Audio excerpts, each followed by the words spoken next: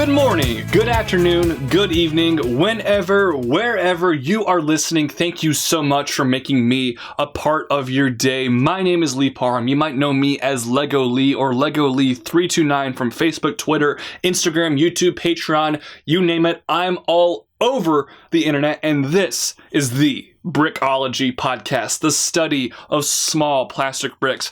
How are you doing? I sincerely mean that question. How are you doing? Because I really hope you are doing well and staying safe during this tumultuous time in the world. The coronavirus, COVID-19, whatever you want to call it, has really caused a lot of chaos across the globe. It's exploded in the past few weeks, and a lot of things are being canceled. NBA season, the NCAA tournament, things that I really love have been canceled. Movies are getting canceled or pushed back or going straight to streaming. I mean, it's a crazy time. It's seriously a crazy time. It is absolute madness, and I hope you are taking all of the necessary precautions to stay safe during this time. Going out as seldomly as possible, washing your hands, washing your clothes, staying away from big crowds, not touching anything unnecessarily. I really hope you're doing all of that. I'm trying my best. I feel good currently. Obviously, that could change, but for right now, I feel good currently. And one good thing about, kind of self-quarantining yourself to an extent is Brickology does not require me to go anywhere. I am literally recording this in the closet at my apartment. I record this in a closet. I'm seriously. Now, unfortunately, my higher quality microphone is actually at a different location, so I'm not able to use that. I'm using a slightly lower quality microphone, but my editing skills, I think, are good enough to make it sound pretty good and be approved by Spotify anyways. But besides that, nothing about Brickology is going to be affected by this virus that is going around. And actually, this is not a great thing, obviously, because the coronavirus is still spreading around, but a silver lining from all of this is people have a lot more free time to stream things, right? I've watched like 10 movies in the past 5 days because there's nothing else to do at nighttime. And because of this, I'm assuming my podcast view count on Spotify has doubled in just the last week alone, which is very good for me. So I'm hoping, despite all of the tragedy that's happening across the world, that we are able to enjoy the things maybe we won't appreciate more. And I'm hoping that Brickology can maybe catch off the ground a little bit more, because there's not much else for me to do at this current point in time. So I'm going to put a lot of effort into making Brickology the best it can be for you guys while all this madness is happening. And I am seeing some results right now with a lot more streams. So thank you for all of those people who have streamed Brickology up to this point. This is the 6th episode of Brickology, and last week I touched on that people were getting kind of mad that my intros were really long. I didn't cut to the chase, and I'm not going to do that this week. Obviously, that intro was long because I needed to mention, a few things about the coronavirus because it's very topical, but we're literally not going to beat around the bush any more. We're jumping straight to the point of this week's episode of Brickology and introducing our topic. Now, the topic for this episode did change because originally it was going to be about Lego Disney Princess to coincide with the release of the live-action remake of Mulan that comes out a week from today. However, because of the aforementioned virus, Mulan has been pushed back indefinitely. We don't know when that's coming out. When it does eventually come out, hopefully sometime here in the near future, I will do that Disney Princess episode, I swear. However, I just figured it'd be kind of weird to do the episode with no real reason to do the episode and have to explain all that. So I completely changed this week's topic of Brickology, or I more so moved up a topic I was planning on doing later. And because of the craziness that's going on in the world, I wanted to make an episode that I think a lot of people would like to hear and like to listen to, something that a lot of my fans have grown up with and will love and will be excited that I'm making this episode. So this episode of Brickology is about Lego Ninjago. Now, Ninjago is a huge theme. Ninjago is an evergreen theme from Lego. If you don't know your nature vernacular, an evergreen tree is a tree that always stays green. Now, a lot of trees in the fall time, autumn season, the leaves on the trees, they die. They turn brown, they fall off the trees, and, get raked up. The trees are dead. They have no leaves for the winter. And then in the spring, it blooms again. The trees, the leaves, they come back to life. Now, an evergreen tree is different. An evergreen tree, despite what season it is, always has green leaves. So it's a pretty, self-explanatory name. And the way that relates to Lego is an evergreen Lego theme is a Lego theme that does not go away. There are plenty of Lego themes that do go away, like Lego Castle has been canceled over and over again and then rebooted, then canceled again. But there are a lot of Lego themes, like Star Wars is a perfect example that's like 21 years strong. Lego City has been going on for decades now. Friends seems to be one of these, and I think another evergreen theme, because next year it will be in its 10th year, is Lego Ninjago. And I think it's crazy that Lego Ninjago is an evergreen theme from Lego, because it had kind of a strange and chaotic and weird and questionable beginning. I don't think anybody anywhere thought it was going to be what it ended up being. So without further ado, let's jump into it and explain the crazy history of Lego Ninjago. Now, Ninjago, of course, is a theme that Lego created themselves. It is an unlicensed, in-house, original Lego theme. And I've been wanting to talk about an original Lego theme for a while now, but the first 5 episodes of Brickology, in some way, shape, or form, were a licensed theme. Obviously, Toy Story and the 2 Star Wars episodes were just 100% licensed themes, and while the sports episode and the NASA episode touched on some sets that weren't entirely licensed, they still were related to some bigger license. Ninjago, though, is not. Ninjago is a theme that Lego created itself. And, Lego is controlled by licensed themes these days. The biggest Lego themes that most people seem to care about are Star Wars and Marvel superheroes. And then we get random, licensed themes like Despicable Me Minions and Trolls World Tour and Angry Birds and The Lone Ranger, just random stuff of that sort. But back in the day, really not that long ago, even a decade ago, Lego was more so controlled by the unlicensed themes. Lego Castle was a big one. Pirates, Space City, stuff like that.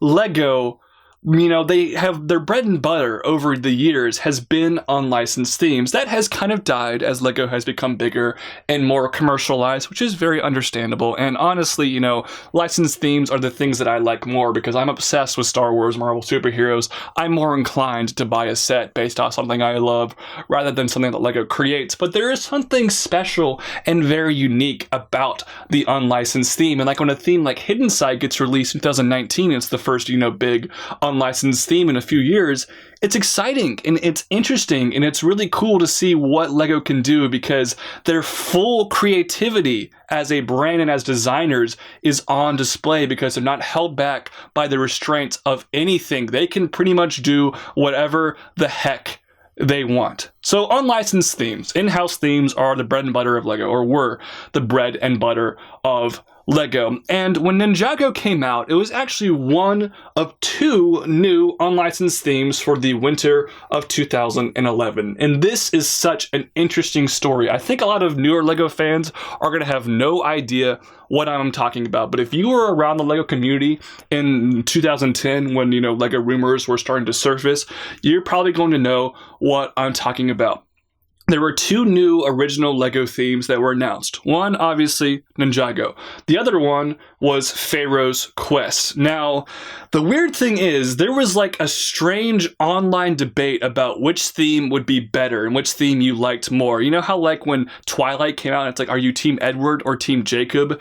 It was kind of like that. It's are you Team Ninjago or Team Pharaoh's Quest? And myself, at the time, admittedly, I was 100% on the Pharaoh's Quest chain. I love Pharaoh's Quest. I love Egyptian mythology from shows like Yu-Gi-Oh! And those Brendan Fraser mummy movies. Like, I was stoked for Pharaoh's Quest. I bought all of the boxed Pharaoh's Quest sets. I loved Pharaoh's Quest, and I was like, Pharaoh's Quest is going to be legit. This is LEGO's next big theme. I love this. Pharaoh's Quest over Ninjago any day. In retrospect, that's obviously hilarious because Pharaoh's Quest had 9 total sets, only 6 box sets, a couple of poly bags, and a weird promotional pack. And it lasted one wave. And, I don't think it's been forgotten. I think people look back on Pharaoh's Quest fondly, but it's not exactly, relevant in people's minds, whereas Ninjago has gone on to produce hundreds and hundreds and hundreds of sets over almost nearly a decade, and it's still going strong today, whereas Pharaoh's Quest is, completely, irrelevant in modern day LEGO. So obviously I was wrong that Pharaoh's Quest is going to be more popular. I still love Pharaoh's Quest, and I stand by that decision today because I just eat up anything Egyptian mythology related, but it's very funny in retrospect. And that's not the first time that's occurred here on Brickology. When we talk about things in retrospect in terms of LEGO, like LEGO is failing as a company at one point, is funny to me to think about because of how well they are doing now. And another weird thing about Ninjago, especially in retrospect, not everyone was like super excited or thrilled about Ninjago at the time, because when we heard that we were getting Ninjago, everyone was like, oh, ninjas, we're getting more ninja stuff. And this is not the first time LEGO has made ninja related products. In 1998 and 99, they had what is kind of considered a sub-theme of Castle. They just had a line of products called Ninja. Now, this is not an episode about LEGO Ninja. I will do a separate episode about that theme in the future if Brickology continues, because there's a lot of sets to talk about from LEGO Ninja.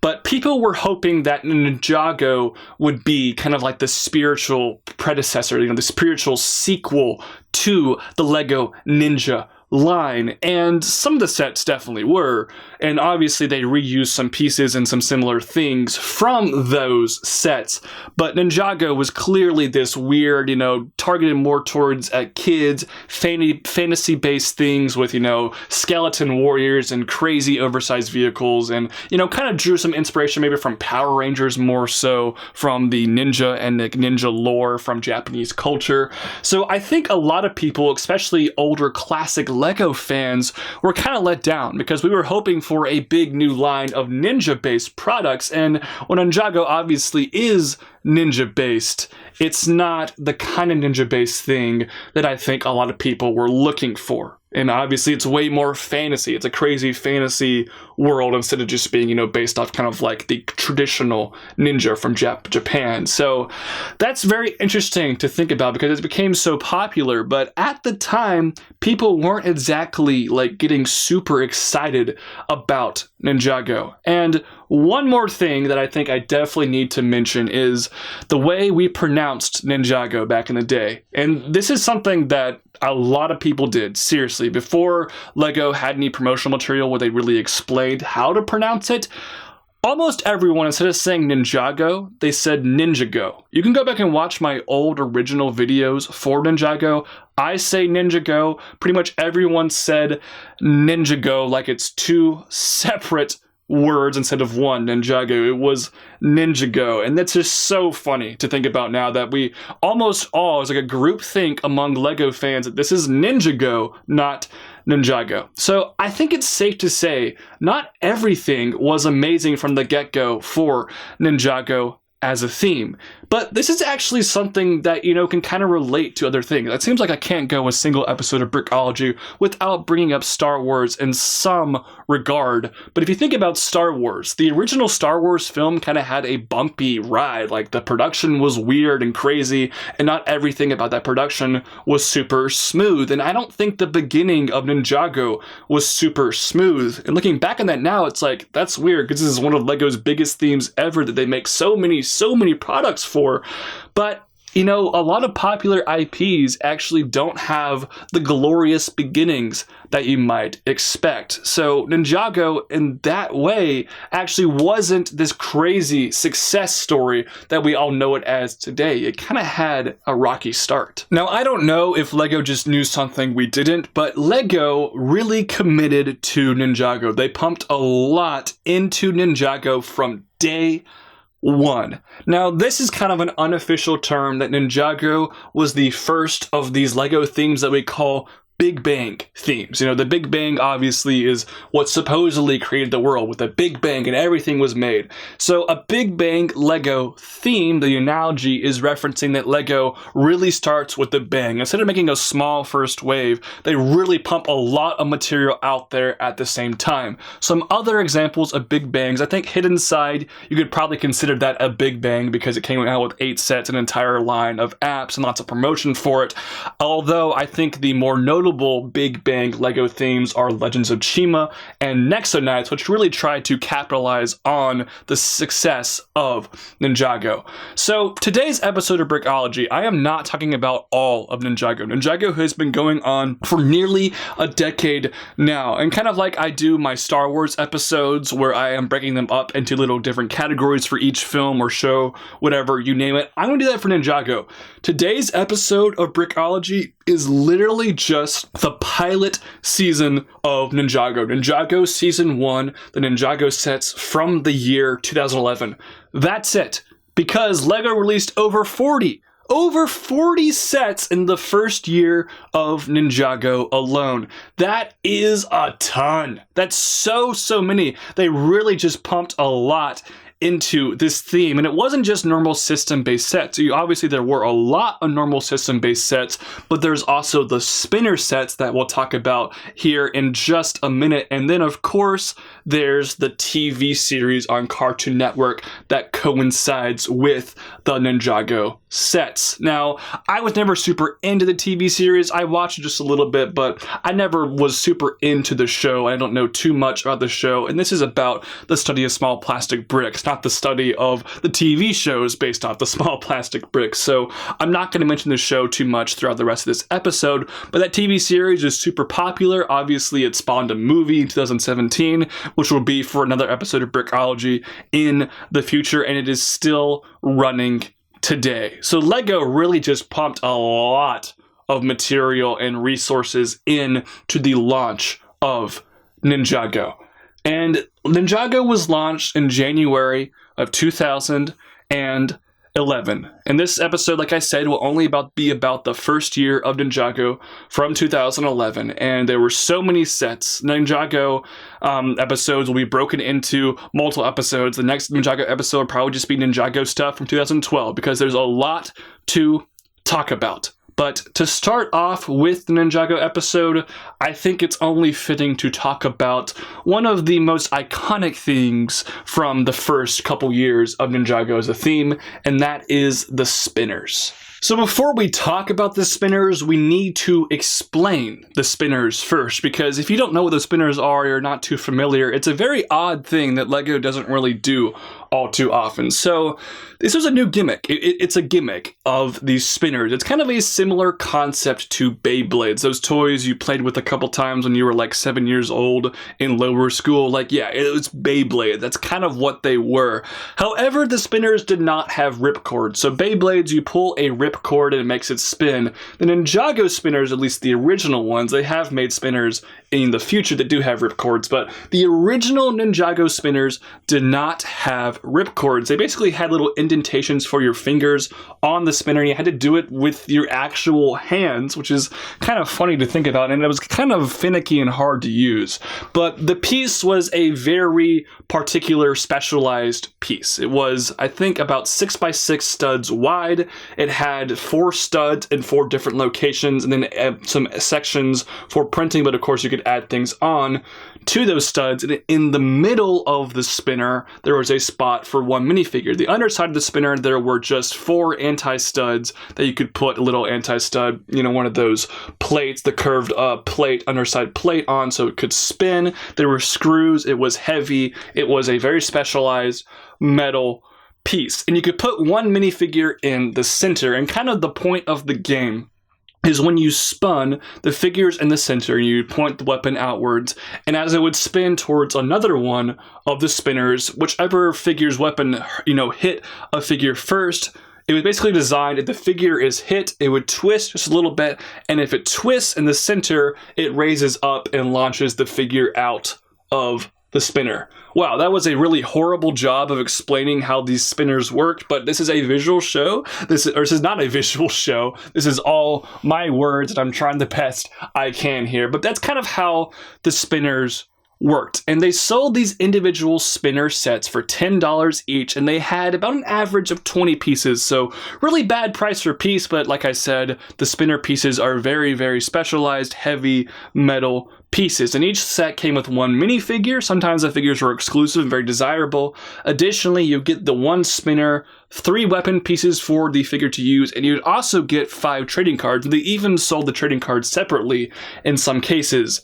I'm going to be honest here, I don't really know exactly how the Ninjago trading card game worked. I don't really think LEGO committed a whole lot to it. I kind of wish they did, because it would have been a little bit more interesting, maybe sold booster packs and had holographic collectible cards or something, but they didn't really commit a whole lot to the Ninjago trading card game. But each spinner did come with 5 trading cards, and the trading cards had like different properties and powers that you could use. Now there were a lot of spinner sets to come out this year for Ninjago. So we had Kai, Cole, and Zane, the first wave of spinners, along with the skeletons. Now the skeletons actually had new leg molds that year. A new skeleton leg mold that had kind of like weird boots, so it could actually stand in the spinner like a normal Lego figure, which is kind of an interesting piece. But you also got skeletons Choppa, Bonsai, and Crazy. Crazy is a skeleton that wore a jester mask, which I thought was pretty interesting. And then the second wave of spinners, we got Cole DX and Zane DX. Now these spinners were golden, so they're a little bit more specialized and they were golden. We also got a spinner for Nia, and then some more spinners for the skeleton characters like Nutcall. Then we got spinners for Cruncha, Whiplash, and Sensei Wu. These spinners were all transparent. So the spinners went from being kind of like a normal, opaque, normal Lego color to they were gold and a little bit shiny and cooler, and then they were transparent, and that's where ish was getting real, and then they looked pretty legit. Now, the second year for Ninjago really expanded the spinner concept and added like attachments to the spinners. This first year, though, which we are only focusing on today, did not do that, but I just wanted to let you know that did happen in the future for these spinners. So we got 3 transparent spinners with Cruncha, Whiplash, and Sensei Wu. And finally, for the spinners, we got the Spinjitzu starter set. That was a $20 set that included 2 spinners, one for Jay and one for the Skeleton Warrior, Frack Jaw. And this set is a very special set to me, because this is the first ever Ninjago set I reviewed. I think it was January 4th, 2011, over 9 years old video. You can still watch it on my YouTube channel today. It's an absolutely horrible video. It's completely out of focus. My voice is high pitched, doesn't sound nearly as good or look nearly as good as my content is today.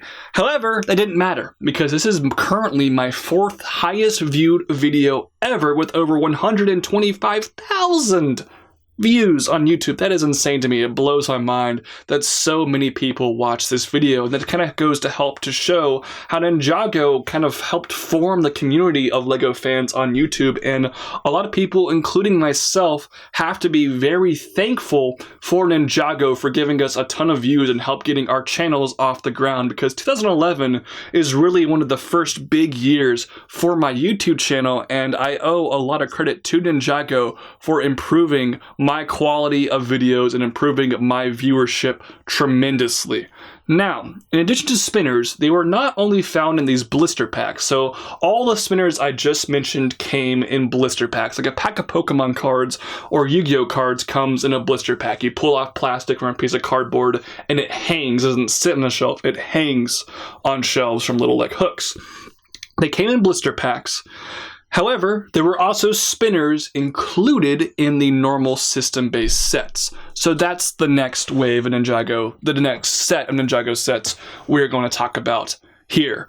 The first one from the second wave, we're going to talk about the summer wave, is the Mountain Shrine. This was a $20 set that came with Kai and his own golden spinner that wasn't exclusive, but it did come with it. A small structure with some training supplies and no other minifigures, but it did come with the Kai spinner and almost 200 pieces, so it was a good deal, and it kind of made the deal for the other spinners look worse because those had such bad price for pieces, yet we're getting a set that's nearly 10 cents per piece with the spinner. Definitely makes you question some of the price points from Lego there, but this was a pretty cool set. Additionally, we had the Spinjitzu Dojo. This was a $50 set from the first wave of Ninjago, a store exclusive. It included the Sensei Wu spinner, which was, I think, exclusive at the time, a very cool spinner, and it's one of my favorite Ninjago sets from this year. I would say it is my favorite Ninjago set from this year for sets that I do own, and I have a cool story about this set. Now, I've done this a few times here on Brickology where I like to share an anecdote about Lego sets. I love making it personal and giving my own personal stories about Lego sets, and this is a very interesting story. So, 2011, I was in 8th grade. So, my middle school, we had these after-school clubs that met once a week on Thursdays after school. Now, in 7th grade, I was actually kind of ironically, for the context of this episode, I was in the Ninjitsu Club, which is, a real martial arts, which of course is the pun's sake for Spinjitzu from Ninjago. So in 7th grade, I was in the Ninjitsu Club, but this is before Ninjago has come out. In 8th grade, I was very close with my homeroom teacher. We're really tight. We're still pretty tight today. He ended up being my basketball coach in high school. Really great guy. And we had a good relationship, and he really liked me. So, he really liked me, and he also knew about my passion for Lego. And this is like when my YouTube channel was really starting to ramp up. I was starting to make, ad revenue from Google AdSense and all that fun stuff. And people were kind of taking my Lego obsession a little more seriously, even though we were all 13 and 14. And some people were, starting to move away from toys and focusing more on girls and sports and all the typical things that a teenage boy might do. I was still focusing on Lego, and my homeroom teacher, who I won't name to, respect his privacy, but I won't name him here, but he ended up making an after-school club with me. I was kind of like the co-creator of this club. It was the Lego Club. We made a Lego club, and we had like 10 members. It was pretty lit. It was a pretty good time, and I remember the first set he got for the Lego Club for us to build as a collective was this set, the Spinjitzu Dojo, the $50 set from the first wave of Ninjago. Now, I actually already owned this set for myself because I really wanted it, and I bought it for myself, but he also had this set for the Lego Club. So I have kind of a personal attachment and special memory of the I'm having really a lot of trouble saying it, Spinjitzu Dojo set from the first wave Ninjago in 2011. So that's my story about that particular set. The next set from the first wave was Knuckles ATV, a big oversized ATV that used those chunky plastic power miners wheels as a $20 store exclusive, and it had Kai's spinner in gold, which I believe you could also get in the aforementioned set that I mentioned, the Mountain Shrine set as well. Another set from the first wave, another store exclusive, was called Skeleton Bowling. This was a $30 set that had almost 400 pieces, again, making the prices of the individual spinner blister packs seem really, really questionable.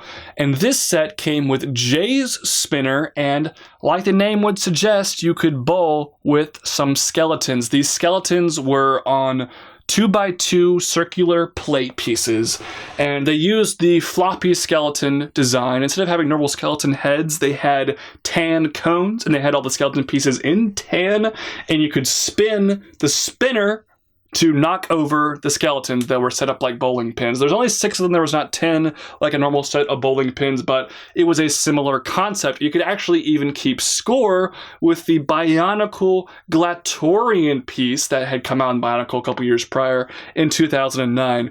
Really weird set. I don't have this set. I kind of wish I did. It only came with Jay. No other figures unless you count all the skeleton bowling pins, but a very odd Lego Ninjago set. Now moving on to the bigger spinner sets from this first year for LEGO Ninjago, we had the Ninjago Battle Arena. This was a $50 set with over 400 pieces, and this arena included coal and bonsai spinners, and the arena was built out of bricks. It made, kind of an arena oval-like shape for you to do your spinner battles inside of, and it even had gates for the spinners to be able to enter into the arena, kind of in a little role play scenario. And half the arena was kind of a ninja aesthetic, then the other half of the arena was a skeleton aesthetic. Pretty cool, unique set, had some good designs and good looks, and it came with 2 spinners for $50. Now, last but not least, by far the biggest set to include a spinner from this first wave was the Toys R Us exclusive that came out in the summer, the Lightning Dragon Battle. Now, you're going to hear a lot about the dragons throughout this episode. I won't explain it here. I'll explain in just a minute with the Ice Dragon, but the Lightning Dragon Battle was an $80 set with a little bit under 700 pieces. It was the biggest dragon set from this year. This dragon was an impressive dragon design in dark blue and light blue colors, and each ninja got their own dragon this year. This one just happened to include the Cruncha spinner that I believe was in transparent green. Now, the spinner was the same spinner that came with a $10 blister pack, but that's kind of weird that it also came in this set. It also included a skeleton helicopter to help combat the dragon, but it did include a spinner, and this was by far the biggest dragon set from Ninjago at the time. So those are all the spinner sets, and those are all the spinner sets that were part of the normal system wave. That's a lot. It's over 20. There's a lot of Ninjago sets from that years that contained the spinners. And the spinners even got bigger in year 2 for Ninjago, and I definitely will talk about that in a future episode of Brickology because they kind of became like a craze there for a second. But that's all the spinner sets for LEGO Ninjago in the year 2011. So with all the spinner sets out of the way, we can finally talk about the first ever Ninjago system sets that did not include spinners. That was a mouthful, but let's dive straight into them. For $5, we had the Ninja Training Outpost. This is the smallest box set from this year. It came with the Coal Ninja figure. Now, the ninja figures in the first year for Ninjago, they actually used the OG ninja headdress piece from the 98 ninja theme, which I think is pretty interesting. Since then, they have changed the ninja headdress piece many times, and it's never really been that same old one, although we did get a pink ninja in that same style this year with the Gamers Market set that I reviewed on my Instagram account in this channel. But the first year used all those OG ninja headdress pieces, and Cole used one in black, of course, which was a very commonly used piece in the original ninja theme. This training outpost set, though, it had a target for an arrow, a small dragon-shaped structure to hold weapons, and that was about it. It was pretty much just an impulse buy type set. For $2 more, at $7, we had the Ninja Ambush, which was a great, really small set. It came with Kai and the skeleton bonsai, which was the cheapest way to get one of the skeleton minifigures. And it had this like bamboo-shaped structure, and by pushing on a piece, the bamboo would split, and the Kai minifigure would like launch at the bonsai figure. Very interesting play feature, but it's a fun play feature, especially for a $7 set. And we just don't really get too many like $7 sets here these days, but I kind of miss them, and it was a pretty cool set. For $15, we had the Skull Motorbike. And if you were, if you're sick of LEGO making gigantic motorcycles, they make tons of huge motorcycles for DC, Marvel superheroes, Ninjago, Nexo Knights. Lots of themes have big, oversized motorcycles. This set is kind of like the OG original oversized motorbike set. It was the Skull Motorbike. It was a motorcycle, of course, for the skeleton warriors. It kind of looked like Ghost Rider's motorcycle. I remember a lot of people actually mocked it into Ghost Rider's motorcycle. It came with Jay and Chopov. It was a $15 set. Actually a really cool design. It's a very cool like chopper style motorcycle, but this was kind of like the OG, the original, way too big LEGO motorcycle set. For $20 in the first wave as well, we got the Ice Dragon. I remember when Ninjago was first revealed, I wasn't thrilled about most of the sets, but I saw the Ice Dragon and I was like, man, I have to have that set. That set looks sick. And now we've already mentioned the Lightning Dragon, but This was the first ever set to come out for the elemental dragons. We got all 4 elemental dragons at some point that year. 3 of them came out during the summer, but the ice dragon was the first one to come out. It was also the cheapest. It was only $20. It had Zane and Crazy, the aforementioned jester skeleton minifigure, and the dragons had this very odd specialized head mold. It was big, it was made of rubber, and it had a bionicle Zamor sphere launcher thing inside of it. Is it Zamor sphere? I can't remember. It had the Glatorian launcher piece inside that you could launch out of its mouth, which was kind of a weird play feature, but this ice dragon I remember being a really, really cool set at the time. For $30 from that initial pilot wave Ninjago sets, we had the Turbo Shredder, which just used big rubber treads. It had Cole and Frack Jaw. Kind of an ugly vehicle. I've never had any interest in this one. I completely skipped on that one. And then the biggest set from this wave, we've already mentioned a couple of other big sets in the spinner section, but the biggest set from the first wave Ninjago was Garmadon's Dark Fortress. It was a $70 set. It used the Ben 10 tail pieces as decorations on the front. It was the first set ever to include a Garmadon figure, and you also got the Samukai figure, who was a 4-armed skeleton with an opening jaw feature. Very unique piece with some very cool molds. I really like that. It also came with Kai, and it was the first set ever to include Nia. That was a cool set. Kind of a weird look now. Doesn't hold up super well today, but it was a cool set that I ultimately skipped on back in the day. So now we can talk about the summer wave of Ninjago sets in 2011. So kind of similar to how Star Wars does it, where the winter wave has smaller sets and they save the big sets for the summer, Ninjago pretty much did the exact same thing. The summer wave, most of the sets were pretty big. We still got the $20 blacksmith shop, which I did get and did review back in the day, that had Kai and Crunch in it. Had this weird like rooftop opening play feature with gears that revealed some extra weapons inside the roof. That was kind of a weird set. It really does not hold up well today. I love blacksmith shops and I love that design. I love the kind of aesthetic of them, but this set is pretty ugly looking back on it now. We also got the Earth Dragon Defense, which I also got back in the day. This was a $35 set. It, of course, was Cole's dragon. This is actually the only elemental dragon to have a different head mold. The other 3 used the exact same head mold in different colors, but the Earth Dragon had its own very cool and very unique head mold. And this was the only dragon that was not a flying dragon. This was a ground-based dragon, of course. An Earth Dragon, lots of rocky features, very cool looking dragon. Good combination of tans, browns, and kind of that minty green color. This was a great set, and I'm really glad I got this one back in the day. It also included the Cole minifigure, of course, and the Whiplash minifigure as well.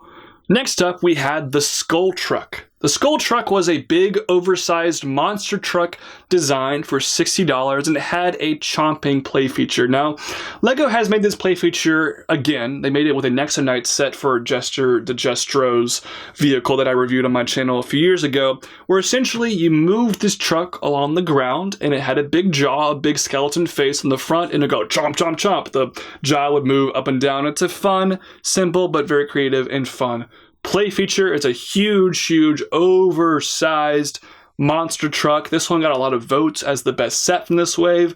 I never got this set. I don't remember this set too fondly, but apparently a lot of people do, because I think it was actually the runner-up for the best Ninjago set from this wave. We'll talk about the best one in just a second here. But this was a very interesting set. It came with Garmadon, and it also came with Jay and Zane. Now, last but not least, the last 2011 Ninjago set we're going to talk about today, the set that was voted as the best 2011 Ninjago set by my fans on Instagram, is the Fire Temple. This was like the flagship Ninjago set for 2011. It was $120. It was one of the first ever LEGO sets, the first Ninjago set that was really based off a Japanese style temple. It was a big structure, and it didn't matter if you didn't like the weird aesthetic and fantasy elements of Ninjago. If you were a big classic ninja fan, you could totally get this set and it would still be the same sort of thing. Huge set. It had awesome printed windows with dragons on them, cool Asian style Japanese writing, and it also came with the last of the 4 elemental dragons, which I believe is the second biggest of the flying dragons, the fire dragon. That was a super, super cool design. And this entire set had a very unique play feature where you could open up the middle for a spot for the dragon to go inside. Really cool set. Really great set. I'm not surprised at all it was voted on as the best set from the first year of Ninjago. Also, it's kind of fitting that Kai got the biggest flagship set because Kai was on all the boxes, and while Lloyd seems to be the main character in Ninjago these days, Kai was kind of pushed as the main character of Ninjago back in the day, which is kind of interesting to think about in retrospect. This set came with 7 minifigures. It was the biggest Ninjago set at the time, all around a great set. I still like the Spinjitzu Dojo as my personal favorite Ninjago set because I also never got the Fire Temple, but I 100% understand why my fans voted this set the #1 overall 2011 Ninjago set. Wow! My mouth is full of saliva. I've been talking for a long time now, but that's it. That's it, y'all. That is 2011, the first pilot ever season of Ninjago. Those are all the Ninjago Year 1 sets. Thank you so much for listening to this episode of Brickology. I really appreciate it. And again, like I mentioned at the beginning, stay safe. Take necessary precautions to stay safe at this very scary time. I'll be praying for everybody, any listener of Brickology and anybody who has been affected by this virus, that you are staying safe. And if you do unfortunately get it, that you will heal up. Thank you for listening. Ninjago Year 2 will be coming pretty soon. Not entirely sure when it will be happening, but considering how this episode does, if this episode does better than I'm expecting, we might have to fast forward and do that episode here fairly soon. Also, because of the quarantine situation here, Brickology, while I did announce a couple weeks ago it was moving to a bi-weekly schedule, it might be canceling that for at least the time being. I'm not entirely sure. I can't make any promises, but if you're listening at this point in time, look out because there might be another episode of Brickology in exactly 1 week and not 2 weeks. We'll have to wait and see, but I have a lot more free time than normally anticipated. I'm at home and I can record these episodes, of course, so I might make Brickology. I might speed up the process, at least for the time bearing during this, crazy coronavirus time. There might be more episodes of Brickology coming out than originally planned. So thank you guys so much for listening. Please go follow my Instagram page. I post a ton of stuff over there. Go check me out on YouTube. Follow me on Twitter. Like my Facebook page. And if you really love the show, consider becoming a Patreon supporter. Any tiny little donation goes a long way to me making the best possible product. Stay safe during this crazy time. This is Lego Lee 329 signing off. Peace out, guys. I'll see you guys later. Bye-bye.